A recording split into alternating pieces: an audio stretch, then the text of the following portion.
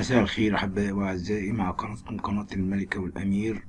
تحذير خطير لكل الأسر المسيحية بعد اللي حصل مع فيرونيكا شحاتة فتاة الإسكندرية. ماذا حدث؟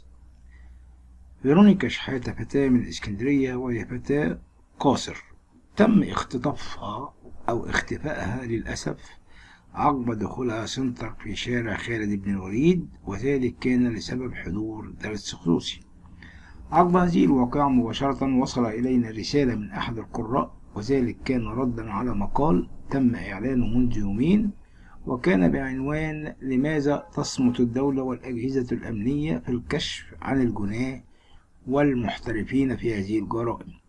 وذلك كان رد ربما يكون مقبولا بعض الشيء، بالإضافة أنه يعني أن كل اللوم يقع على الفتاة وأسرتها، ذلك لأن الفتاة عند بداية بلوغها تجد لها صفحة على الفيسبوك ولها صديقات وأصدقاء كثيرين، ولأنها صغيرة السن وقليلة الخبرة فتصبح صيد سهل للذئاب، والذين يلتقون حولها بطريقة محكمة، وحتى تقع أسيرة لشخص لا تعرفه واسم وهمي بكل تأكيد، ويتبادلون كلمات الحب والعطف، ثم تتطور العلاقة بشكل كبير إلى أن تتحول إلى حوارات ساخنة في الفيسبوك، حتى تنتهي بالمقابلة المباشرة بينهم. وبالطبع وبكل أسف قد تصل ربما العلاقة الغير أخلاقية بينهم إلى أبعد من ذلك، وحتى تأتي تلك اللحظة التي يغتصب فيها الشاب الفتاة البريئة بعد التغرير بها بقوة، وهنا ربما تصور الفتاة خوفا من الفضيحة فيطمئنها الشاب وبقلب حنون كعادة كل الذئاب أنه مستعد أن يتزوجها.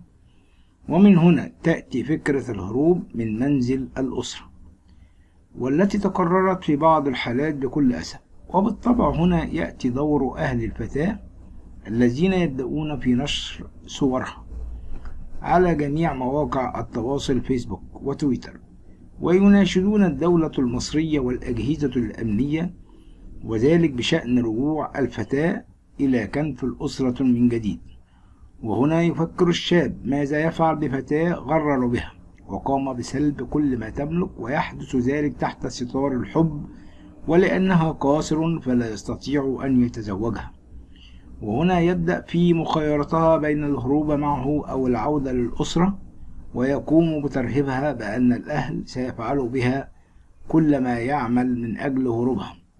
وبالطبع هو تحت يده الرسائل الغرامية والتي يهددها بها في كل مرة للأسف، وربما بعض الصور والفيديوهات الخارجة في حالة وجودها، والتي تثبت أن الفتاة سلمت نفسها بكامل وبرغبتها. وعندما يحدث هذا وتقتنع الفتاة بالعودة للأسرة والندم على ما حدث بينها وبين هذا الشاب الماكر الذئب، يقوم الفتى حتى يحمي نفسه بتسليم الجوابات والفيديوهات التي بينهم وكل ما يتعلق بهذه العلاقة التي كانت بينهم إلى الجهات الأمنية، حتى يحمي نفسه ويفضح العلاقة بينه وبين هذه الفتاة.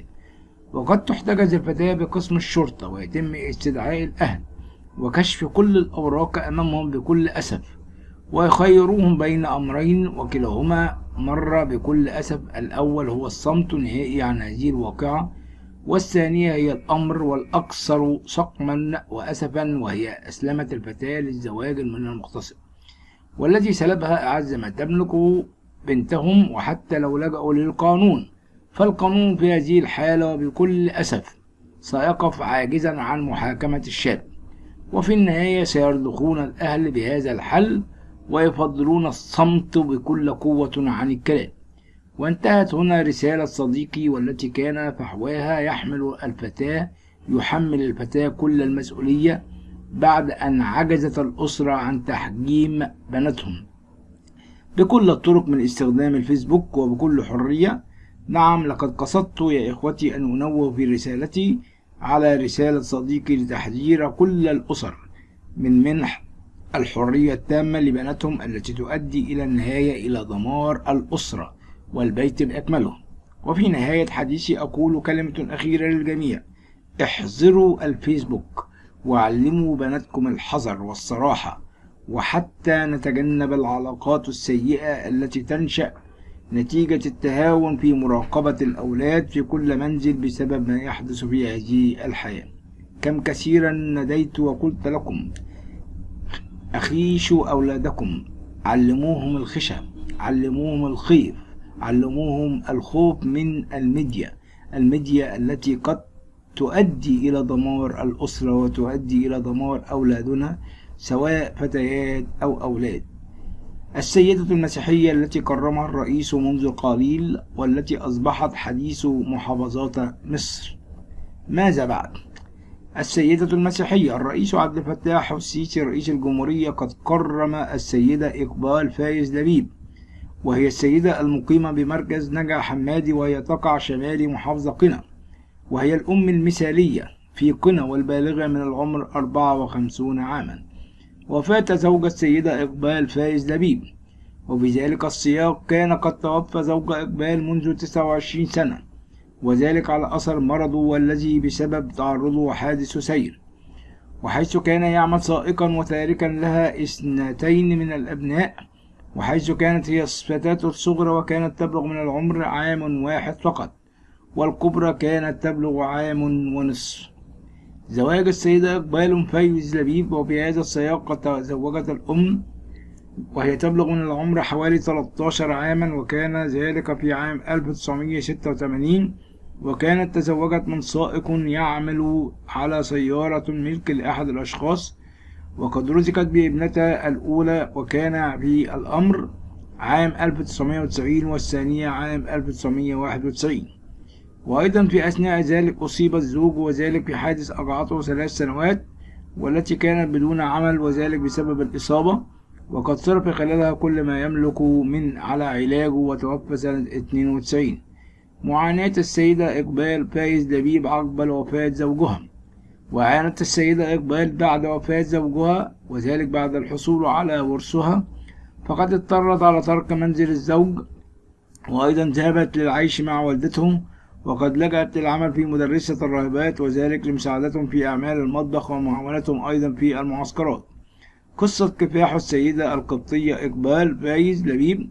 وكافحت إقبال فايز، وذلك في توفير نفقات البنات، وبذلك في هذه المرحلة من دروس خصوصية، وأيضا ملابس واحتياجات أخرى، وأيضا خاصة بعد التحاقهن بالكليات وتغربهن عن بلدهن.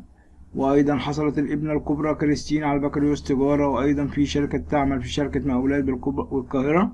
وأيضا الابنة الثانية كاتين قد حصلت على بكالوريوس الصيدلة، وأيضا بعدها حصلت على الماجستير، وذلك في الصيدلة الإكلينيكية.